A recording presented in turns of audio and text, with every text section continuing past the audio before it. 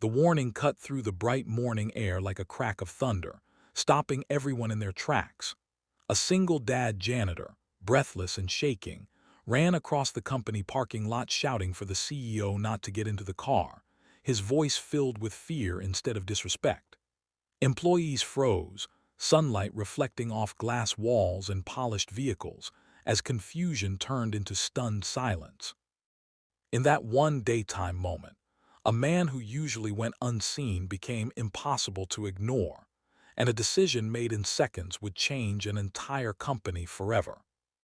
If you believe that kindness, courage, and second chances can come from the most unexpected people, take a moment to like this video, comment your thoughts, share it with someone who needs hope, and subscribe to Life Spark Stories so we can keep bringing real, heart-touching stories to life.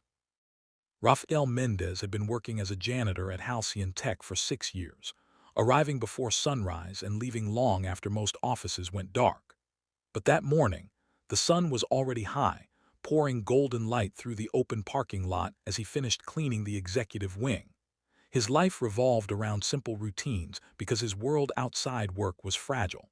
He was raising his 7-year-old son, Mateo, alone after losing his wife to illness, balancing exhaustion with quiet determination. Every day, he reminded himself that dignity did not depend on titles, and that honesty was the only inheritance he could give his child. That morning felt different from the start. As Raphael wheeled his cleaning cart past the glass lobby, he noticed something strange near the CEO's car. A loose panel, wires exposed, something that did not belong. Fear tightened his chest, the kind of fear a parent feels before logic catches up. He remembered a news clip about sabotage at corporate offices, remembered how easily accidents were dismissed as fate. When he saw CEO Victor Halbrook walking confidently toward the car, phone in hand, Raphael forgot hierarchy, fear of losing his job, and every rule he had ever followed.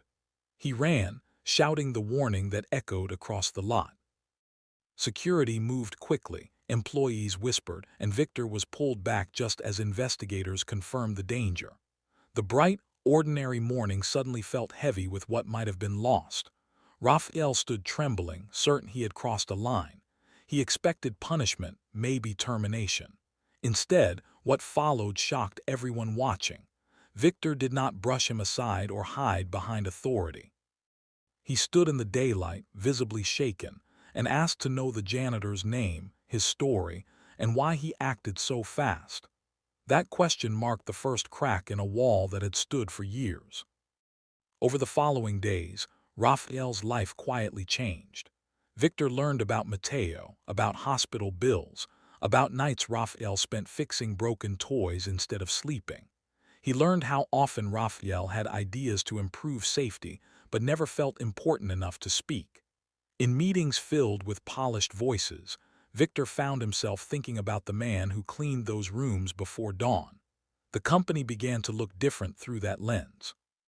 Safety protocols were reviewed, employee suggestion systems were rebuilt, and Raphael was offered a role in facility safety, not as charity, but as recognition of instinct and courage. Word spread, not as gossip, but as reflection. People started greeting the janitors by name. Managers listened longer. The company's culture softened in ways no policy ever achieved.